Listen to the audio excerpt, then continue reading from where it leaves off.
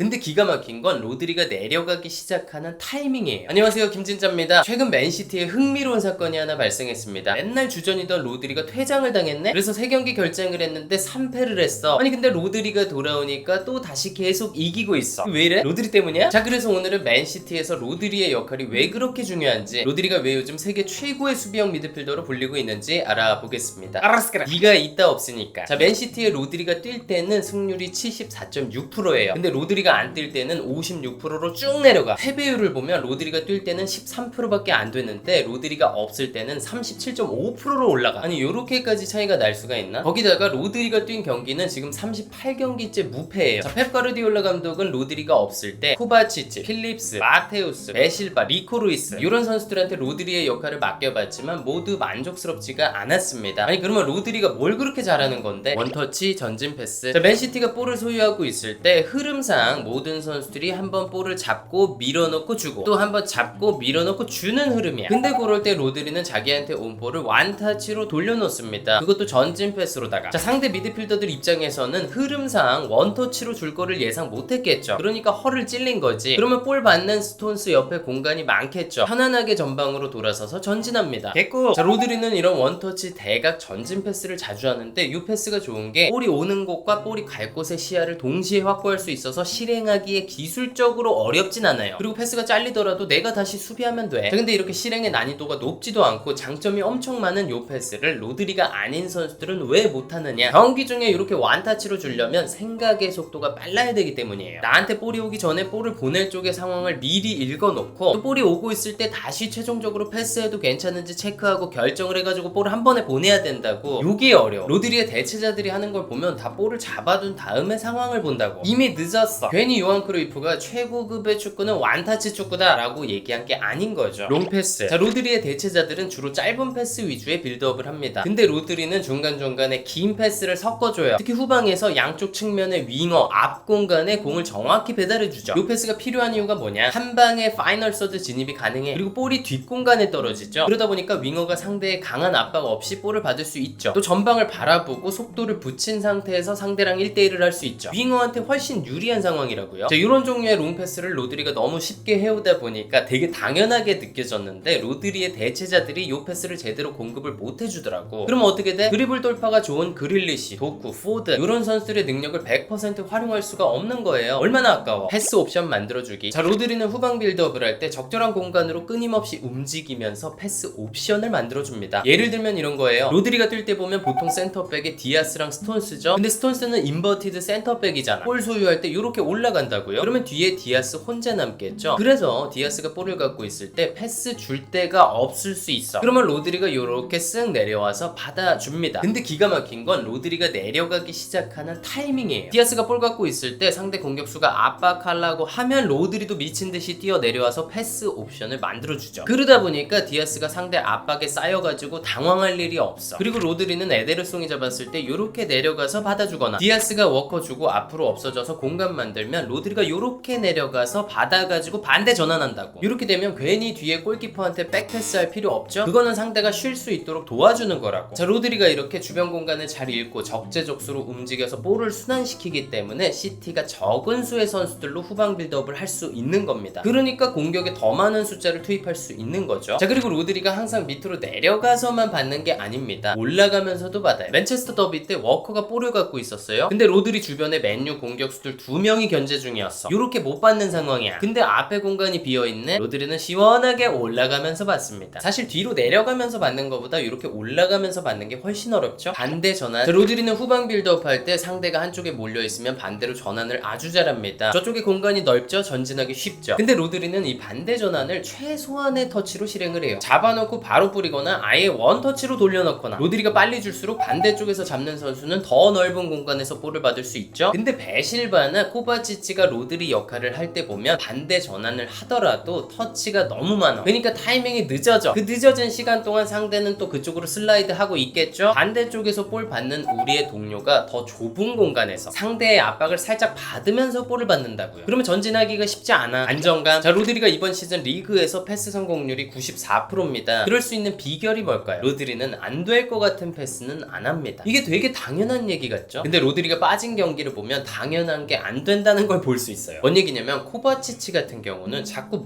무리한 패스를 해요. 아니 거기 수비 붙어있잖아. 너무 확률이 적은데 주잖아. 그러다 보니까 볼을 자꾸 잃어요. 그러면 역습당해요. 그렇게 코바치치가 볼을 자꾸 잃으니까 주변 선수들이 불안하죠. 그러면 마음 놓고 자기 할 걸 못해요. 공격적으로 침투한다든가 주변 체크한다든가 다음 움직임을 생각한다든가 이런 거 못한다고. 자 근데 로드리는 웬만해서 볼을 잃지 않죠. 그러면 역습당하는 횟수가 확 내려가죠. 실점 확률 쭉 내려가죠. 그리고 로드리가 들어와서 우리가 볼을 안 뺏기고 계속 돌리는 시퀀스가 길어진다. 그러면 상대 선수들 체력이 쫙 떨어져요. 그리고 로드리가 있으면 시티의 동료들이 심리적으로 안정된다고. 그러니까 자기 능력을 100% 발휘하는 느낌이에요. 펩 가르디올라가 수비형 미드필더의 안정감에 대해서 이런 말을 한 적이 있죠. 수비형 미드필더가 되기 위해서 중요한 점은 평점 7점, 8점, 7점, 8점 이렇게 항상 안정적인 것이죠. 근데 로드리가 실제로 그래요. 21-22 시즌이 끝난 후에 맨시티의 팬들이 투표를 해가지고 맨시티 올해의 선수 3인을 뽑은 거예요. 근데 거기 로드리가 없었어. 그래서 한 팬이 이런 이미지를 인터넷에 올렸다고 합니다. 이게 그 시즌의 로드리의 경기당 평점이야. 다 7점, 8점. 아니 이렇게까지 꾸준할 수가 있나? 대단해. 공격가담. 저 로드리는 수비형 미드필더로서의 역할도 지금 세계 최고인데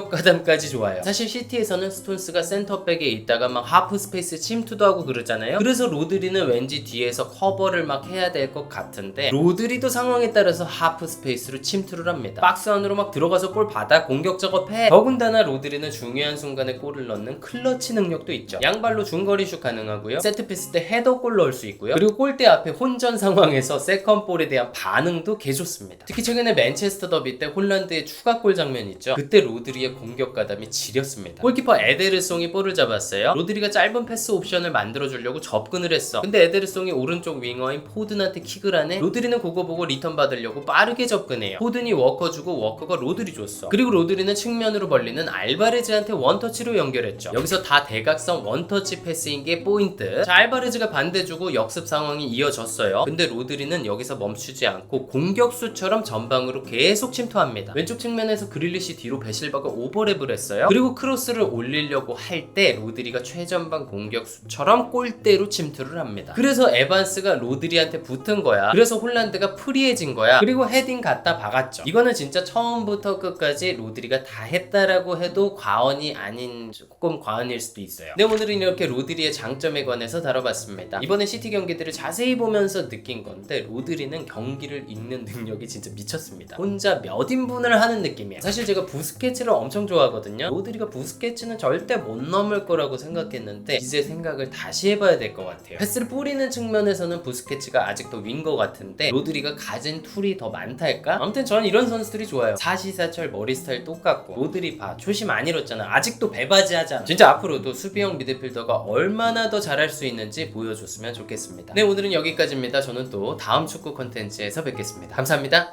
뿅!